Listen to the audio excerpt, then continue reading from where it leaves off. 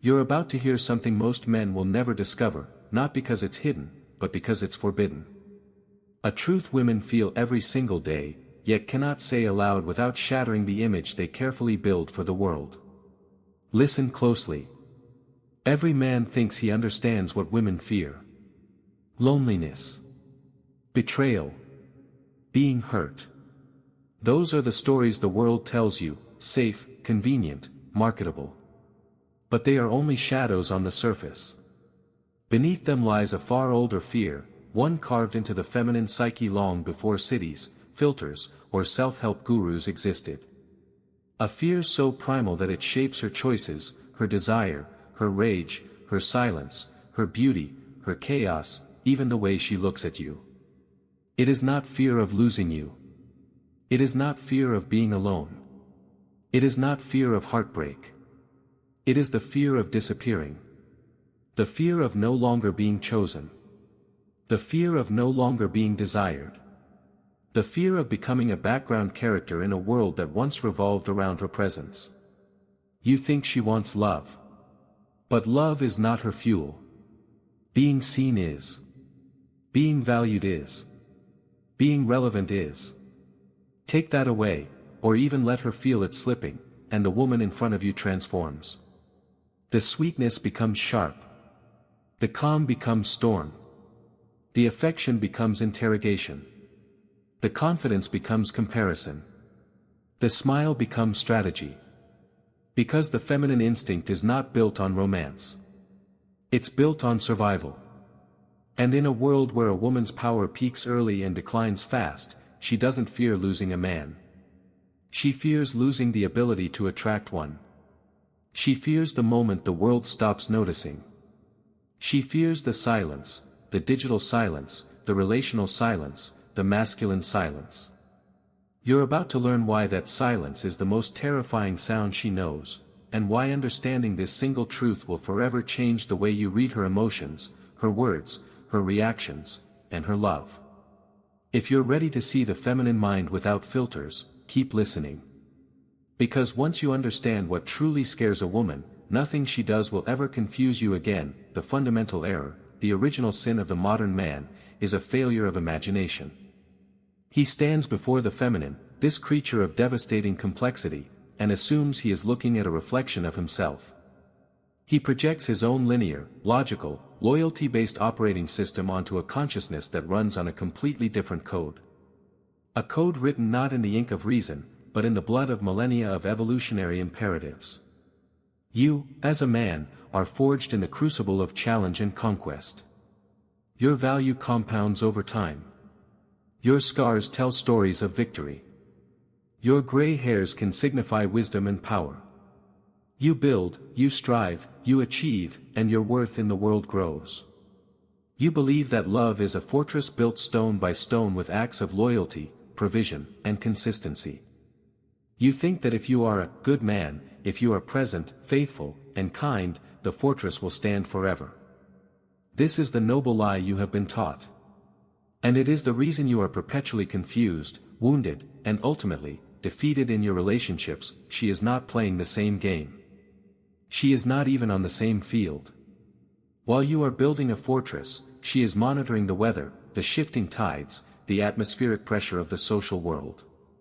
Her system is not based on the accumulation of loyalty, but on the constant, real-time assessment of value. Specifically, her own. Her love, therefore, is not a static commitment like yours, it is a dynamic response to the energy you project. It is born from admiration, and admiration is a fragile, mercurial flame. It cannot survive in the stale air of routine, weakness, predictability, or stagnation. A man can love a woman through sickness and health, through the fading of beauty and the trials of time, because his love is an act of will, a decision. But a woman cannot sustain love for a man she has ceased to admire. She cannot command her heart to respect a man who has shown himself to be harmless, compliant, and emotionally fragile. This is the brutal truth that shatters the fairy tales. The good man is often the first to be discarded. Not because he is cruel or unloving, but because he is safe. He is a harbor, not an ocean. He generates no tension, he poses no challenge, he sparks no primal thrill. He has been tamed by a civilization that demands he be gentle, empathetic, and accommodating, and then he is punished by the very women who claim to desire those qualities. He is replaced by men who do not ask for permission to exist, men who radiate a dangerous energy, a subtle indifference to her approval that paradoxically makes her crave it more. History and literature have screened this truth for centuries. It is far safer to be respected, even feared, than to be merely loved. If she does not feel a current of respect for you, a subtle awe at your composure and your purpose, then your love is nothing more than a pleasant service she can easily outsource. If you do not stir her survival instincts, if you do not represent a challenge to be met, you will eventually become as invisible to her as the air she breathes. You will become utility. And utility is always replaceable. The tragedy is that men mistake their softness for love. They believe their complete emotional transparency is a gift, when in reality, it is a burden.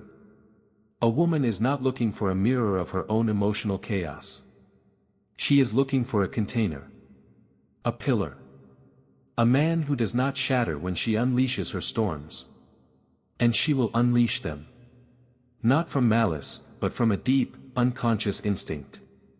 She must know. She must test the foundations of the man she is with. She needs to know that she has not bound her future to another lost boy in a man's body, but to a king who can handle the turbulence of his kingdom. If you fail to grasp this, every argument will feel like a personal attack. Every emotional outburst will seem like madness. You will cry out that she is irrational, that she doesn't know what she wants. But the devastating truth is, she knows exactly what she is doing. She is measuring you. She is probing for cracks in your frame. She is observing your reaction to chaos, and from that observation, she is calculating her future safety and satisfaction. And what does the modern man do? He collapses. When she brings tension, he pleads for peace. When she brings emotion, he escalates with his own. When she brings doubt, he begs for reassurance. He has already lost. The man who kneels before her drama does not soothe her, he terrifies her. His weakness confirms her deepest fear, that she is alone, unprotected. The man who over-explains his actions in a desperate bid for her approval reveals only one thing: he is governed by her, not by his own principles. The man who constantly seeks her validation becomes a disposable commodity. The fatal error is not that he loves, but that he loves without a spine. He offers a love that is a plea, not a proclamation. And so, he fails to understand that her deepest, most primal fear is not the absence of his love. It is something far more profound, far more humiliating, a silent terror that shapes every decision she makes. It is the fear of irrelevance. That is the ghost in the machine. The silent, invisible enemy that haunts the feminine unconscious. It is not her fault, it is the brutal logic of biology, a history etched into her DNA. For tens of thousands of years, a woman's survival and the survival of her offspring depended entirely on her perceived value. Her ability to attract and retain a high-quality protector and provider was everything. When her youth faded, when her beauty withered, when a younger, more fertile woman captured the tribe's attention, she did not just lose status. She faced annihilation. She became a shadow, a burden on the clan's resources. The gaze of the powerful men shifted away from her. The protective circle of the tribe began to shrink. Her existence was perched on the edge of a cliff. That ancestral terror still echoes today, buried beneath layers of corporate feminism and self-love mantras, but it is alive. It is potent. In our world of digital avatars and social credit, irrelevance is still a form of death. It is the agony of disappearing while you are still alive. And nothing, absolutely nothing, terrifies a woman more than to stop being seen. The masculine gaze is her first mirror. It is the primary confirmation of her existence and her power in the relational world. When that gaze is withdrawn, when she walks into a room and no longer commands attention, a primal alarm bell begins to shriek in her soul. It's a scream so deep she might not even consciously recognize its source. This is why validation is not just a preference, it is a biological addiction. It is not mere vanity. It is a desperate act of survival. Every like on her photo, every lingering glance from a stranger, every compliment on her appearance is a small dose of medicine that quiets the screaming. Each one is a tiny, fleeting victory against the encroaching abyss of oblivion. Look at the digital world we have built. Social media is not a communication tool for women, it is a real-time, high-stakes battlefield where feminine relevance is quantified and displayed for all to see. The follower count is a measure of her tribe. The likes are a measure of her desirability. It is the digital coliseum of female value, and they are all gladiators, whether they admit it or not. It is no accident that women dominate these platforms. They are the perfect technological expression of an ancient, biological imperative, the need to be seen, to be desired, and ultimately, to be chosen, and what happens when she feels her grip on this power begin to slip? Panic. A cold, quiet, existential panic. It doesn't matter if she is a CEO, a doctor, or an artist. It doesn't matter how many academic degrees hang on her wall or how much financial independence she has achieved. It doesn't matter how loudly she recites the mantras of self-love. If she looks in the mirror one day and feels, deep in her bones, that she can no longer compete with the effortless glow of a 25-year-old, a crack appears in the foundation of her world. The biological clock is not a social construct, it is a merciless metronome, and she hears every tick. This is the hidden reason behind the secret hatred of birthdays. This is the engine that drives the multi-billion-dollar cosmetics, fashion, and plastic surgery industries. The filters, the poses, the carefully curated, candid moments, it's all a desperate war against time. The phrase, "I feel invisible," so often whispered by women over 35, is not melodrama. It is a terrifying confession. It is the sound of her deepest fear becoming her reality. The fear of no longer being a viable candidate in a brutal marketplace where her primary currency, youth, beauty, fertility, is perpetually declining. This is not to condemn. This is to understand. The core of feminine psychology was sculpted by the evolutionary necessity of being chosen. That is her grand strategy. A man's power and value can increase with age, a woman's, in the purely biological sense, has a peak and a decline. This creates a violent collision between the narratives of modern society and the facts of her biology. She has been told she can have it all, that she has infinite time, that her career is her identity. But her body whispers a different, more urgent story. Her own biology becomes her betrayer. Many women today are trapped in this brutal internal war, a war between the feminist ideals they have been taught and the biological needs they cannot suppress. They crave independence, but they ache for validation. They champion freedom, but they yearn for protection. And the fear of being alone is a smokescreen. The true, unspeakable terror is being alone because the window has closed and no one of value is choosing them anymore. When this fear of irrelevance takes hold, the woman you know begins to change. Her behavior intensifies. She becomes more demanding, more emotionally volatile. The tests become more frequent, more severe. She requires constant proof of your investment, more attention, more commitment, more grand gestures. Her entire system is on red alert, screaming a series of silent questions. Am I still valuable to you? Do you still desire me? Do I still have power in this dynamic? And the unenlightened man, blind to the true source of her anxiety, reacts disastrously. He becomes frustrated. He calls her needy, dramatic, or crazy. He withdraws, believing that giving her space will calm the storm. But his withdrawal does the opposite. It pours fuel on the fire of her terror. In her mind, his silence is not a sign of his own stress, it is confirmation that she is, in fact, losing him. That she is disappearing. The man's silence does not bring her peace, it drowns her. His indifference does not make her stronger, it shatters her, and here, we arrive at the most Machiavellian truth of all. The more desperate her fear becomes, the more she will resort to mechanisms of control. Drama. Manipulation. Victimhood. Jealousy. Even hypersexualization. These are not born of conscious malice. They are the desperate tactics of a terrified soul. In her mind, the only way to prove she has not yet disappeared is to force a reaction from you. Any reaction. Even a negative one. A furious argument is preferable to a silent dinner. Your anger is proof that she can still affect you, that she still matters. This is why a woman will ignite a fight over something utterly meaningless. She is not interested in the topic of the argument. She is interested in the energy it produces. She is testing the wires, checking to see if there is still a current running between you. She will provoke you, challenge your authority, perhaps even subtly disrespect you in public, all for one reason, to verify that she still holds power over your emotional state. Because if she can no longer move you, if your composure is unshakable, if her storms break against you like waves against a cliff, then in her mind, she has lost all influence. She no longer matters. And that realization is a fate worse than death.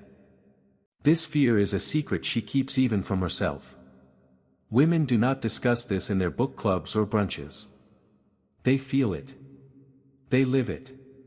Every choice, from the clothes she wears to the way she crafts a text message, is a subconscious move in a grand, lifelong chess game against oblivion. The wise ones feel this fear, accept it, and move with ruthless strategy. The rest deny it, and in their denial, they exhaust themselves in a flurry of contradictions and self-sabotage. You must understand this, not to exploit her weakness, but to inoculate yourself against becoming a casualty of her war. When you recognize that her chaotic behavior stems not from a desire to hurt you but from a desperate fear of being erased, you will stop taking her actions personally.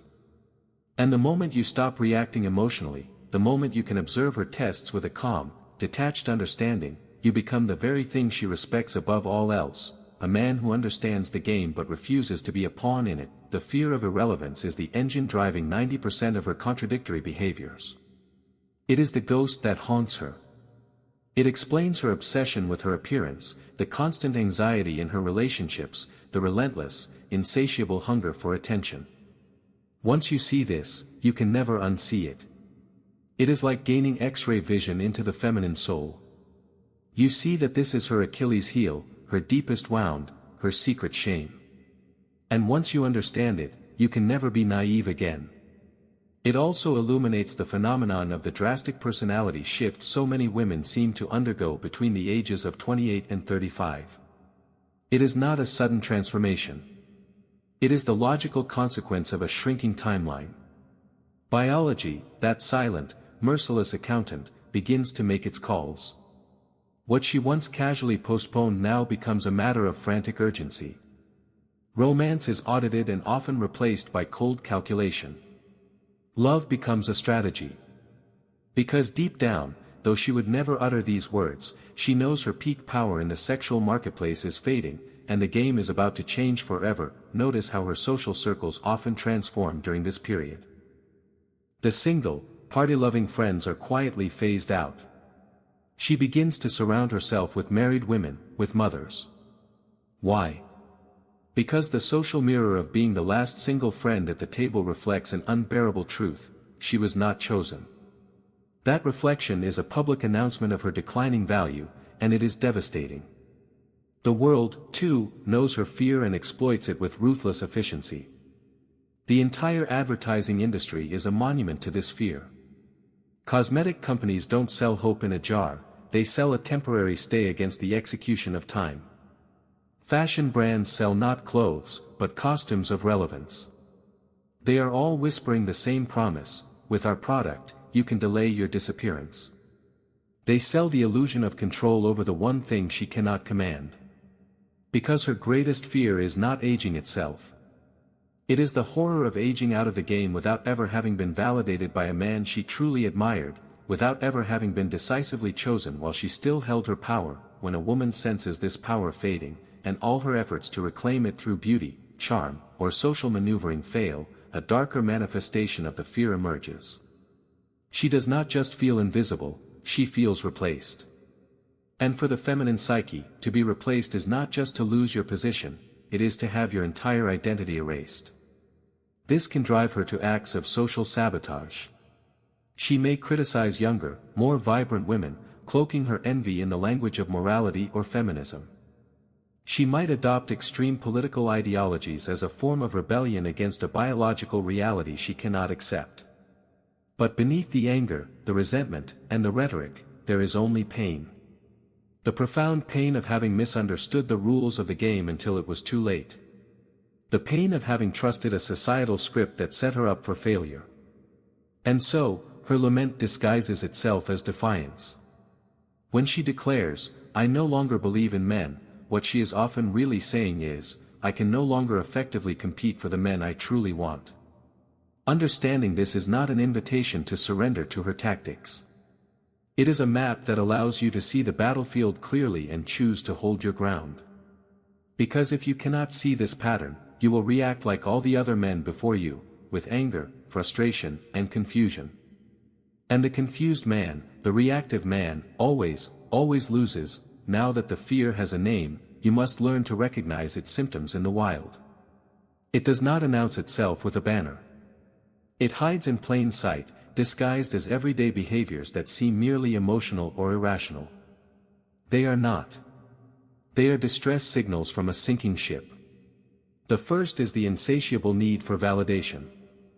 That social media post is not just a picture, it is a referendum on her current value. The number of likes is the verdict. Her emotional state can soar or plummet based on the digital feedback she receives from the world, and most importantly, from men. She can have a loving partner, a great career, and a stable life, but if the influx of external masculine attention dries up, an emptiness will begin to consume her. In her unconscious mind, a lack of attention equals a lack of value. No matter how much she intellectually denies it, if she ceases to be desired by the world, a part of her begins to die. That internal death then gives birth to external chaos. The second is the constant storm of testing. When she creates conflict from thin air, questions your love for no reason, or challenges your decisions, she is not being capricious. She is sending a probe into your soul. She needs to know if she still has influence, if you still feel the sting of her words, the pull of her presence. If you react with a powerful emotion, anger, passion, frustration, she can relax for a moment. The connection is still live. She still has power. But if you remain indifferent, if her tests glance off you without effect, her terror spikes. In her mind, your calm is not a sign of strength, but of detachment. It means she has already lost you. Then comes the weaponization of her sexuality. The deployment of the body not as an invitation to intimacy, but as a tool of control. Provocative photos posted for the world to see, outfits designed not for herself but for the reaction they will elicit, calculated insinuations dropped into conversation. These are not acts of genuine flirtation. They are strategic biological maneuvers designed to recapture visibility. When she feels herself fading into the background, the most primal tactic is to put her physical form back in the foreground. More skin, more curves, more overt signals of availability. It is a desperate gambit to draw the male gaze back to her. And when even that strategy begins to yield diminishing returns, when the attention she garners is of low quality or fleeting, the fear can mutate into rage. This is the source of the hidden, bitter rivalry between women. It is why a woman who is losing her own glow will often attack or subtly undermine one who is in full bloom. The resentment is not aimed at the system, it is aimed at her replacement. The fear of irrelevance breeds a deep and bitter resentment towards those who still effortlessly command the spotlight she has lost. The fourth manifestation is a tidal wave of emotional volatility. The sudden mood swings that give you whiplash, the tears that appear without a logical trigger, the flashes of anger that seem disproportionate to the situation. These are not signs of insanity. They are physiological reactions to the immense stress of losing control. When her biology is screaming that time is running out, and the external world is no longer responding with the validation it once did, her entire reality begins to feel unstable. The foundations are shaking. And so, she explodes. If you are ignorant of the underlying cause, you will dismiss her as crazy. But she is not crazy. She is a soldier in a war against time, and she is losing. The fifth, and perhaps most common, manifestation is the use of drama as a tool of engagement. The circular arguments that last for hours, the weaponized silences, the constant stream of complaints. These are all methods. Methods to monopolize your attention, to gauge your strength, to reclaim a sense of control. If she cannot control the passage of time or the fading of her youth, she will attempt to control the one thing she can, your emotional state. And if she can make you lose your composure, if she can pull you down into the chaotic waters with her, she feels, for a fleeting moment, that she is still powerful. Now you see the blueprint. It is not malice. It is fear, transmuted into a series of unconscious survival strategies. When a woman feels her relevance slipping, she does not ask for help with clear, direct words. She sends signals, desperate, disguised, and demanding. The tests, the conflicts, the dramas, the displays, they are all variations of the same silent, heartbreaking scream, "Do I still matter to you? Am I still visible to the world?" And this is the great filter that separates most men from the few who truly understand. Most men fail these tests. They see them as personal attacks, not as symptoms of a deeper fear. They respond with anger, with defensiveness, with logic, with pleading. They never realize that they are being evaluated not as a lover, but as a leader. As the emotional bedrock of the relationship. And if you fail this relentless evaluation, her respect for you will wither and die. And when respect is gone, love becomes an impossibility. Because a woman's respect is not one with flowers or apologies. It is one with unshakable emotional stability under extreme pressure. It is one with leadership in the heart of chaos. It is one with the rare ability to decode the message hidden behind her madness. That, and that alone, is what separates the men who are emotionally broken by women from those who become the unshakable pillars they secretly crave. Modern society has sold women a story that is beautiful on the surface but poison at its core. It is a grand and glittering lie. It told her she could have everything, simultaneously and without sacrifice. It told her that time was a social construct she could ignore, that external validation was a sign of weakness, and that self-love was a sufficient substitute for the admiration of a strong man. It promised her that she could postpone partnership, motherhood, and the cultivation of her feminine energy in pursuit of a career, and that when she was finally ready, a line of high-quality men would still be waiting, ready to celebrate her independence. But biology does not negotiate with ideology. Evolution does not bow to social trends. And what we are witnessing now is not a generation of empowered women, but a generation in quiet collapse. Emotionally exhausted, spiritually adrift, and caught in a brutal contradiction between what they have been told they should want and what their deepest instincts tell them they need. They were promised their value was intrinsic and had nothing to do with their appearance, yet every social media algorithm, every Hollywood movie, every advertisement punishes them with invisibility the moment they are no longer young and beautiful. They were told that professional success would bring them ultimate fulfillment, yet the data screams the opposite: record levels of anxiety, depression, and loneliness among the most successful women in history. The great paradox is this: the more masculine power they accumulate in the corporate world, the deeper the void in their feminine soul becomes. Why? Because the modern script systematically severs them from their own evolutionary design. For millennia, the feminine spirit was wired to seek connection, to nurture, to build a home, to find safety in the strength of a masculine protector. But now, these very instincts are branded as oppressive. The primal desire to be chosen is reframed as weakness. The biological need to be seen and desired is diagnosed as insecurity. And so, they are forced into a war against their own nature. They no longer know if wearing makeup is an act of joyful self-expression or a submission to the patriarchy. They cannot distinguish between a healthy desire for a partner and a shameful dependency. They are trapped in a hurricane of contradictions. And that storm is not a gentle breeze. It is a visceral, hormonal, soul-crushing force. This is why you see women who fiercely advocate for radical feminist ideals in public, then privately confess to their friends that they are weeping with loneliness.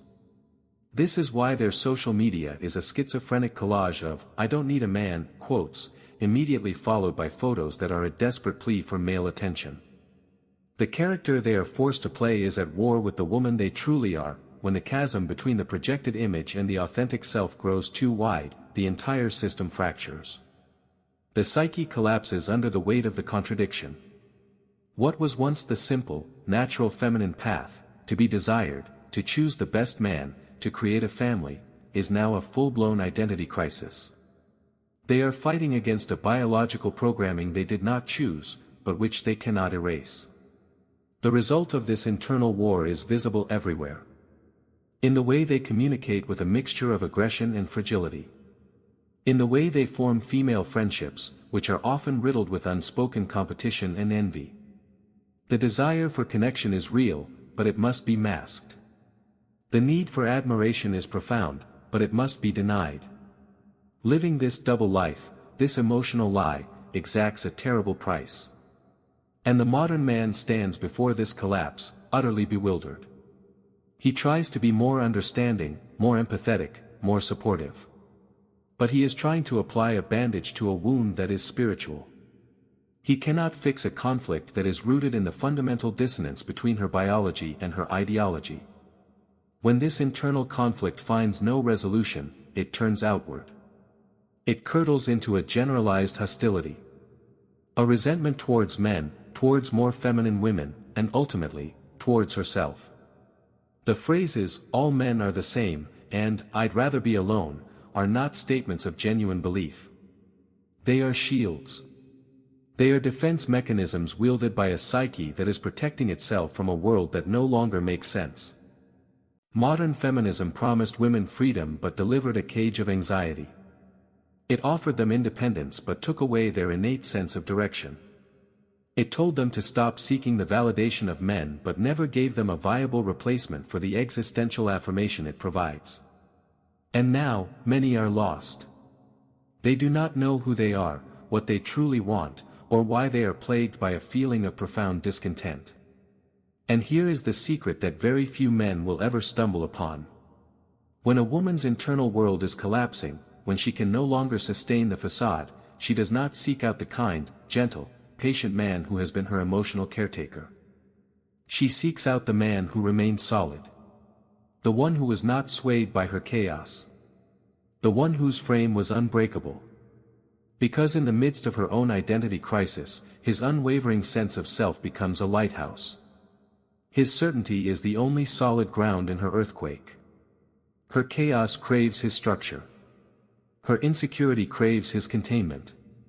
Her fear craves his direction. This is the ultimate role of the man who understands. Not to save her, he cannot. But to remain standing while she saves herself. Because if you collapse with her, you are no longer a lighthouse. You are just another drowning man. And she is already carrying the weight of her own world. She does not have the strength to carry yours as well. So now, the truth is laid bare. The unspoken fear that animates the feminine soul is the terror of irrelevance. The horror of no longer being seen, of ceasing to matter, of a world that grows silent to her presence. And suddenly, the puzzle pieces click into place. Everything that once seemed irrational, contradictory, and maddening is revealed as the logical, albeit desperate, strategy of a psyche at war with its own mortality and the brutal realities of sexual selection. Behind every test, every drama, every tantrum, is the same silent question: am I still valuable? Most men will live and die without ever seeing this. They will remain trapped on the surface, reacting to the symptoms, forever blind to the cause. They will answer her emotional fire with their own, her chaos with their confusion, her tests with their weakness. And they will always lose.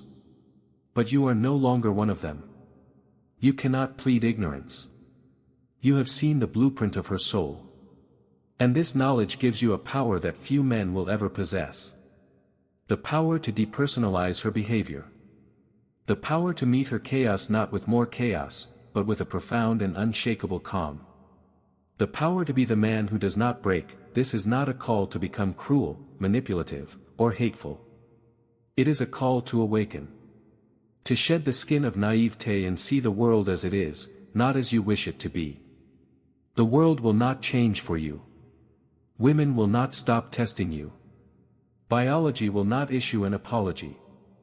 Your only choice is to become the kind of man who thrives in this reality.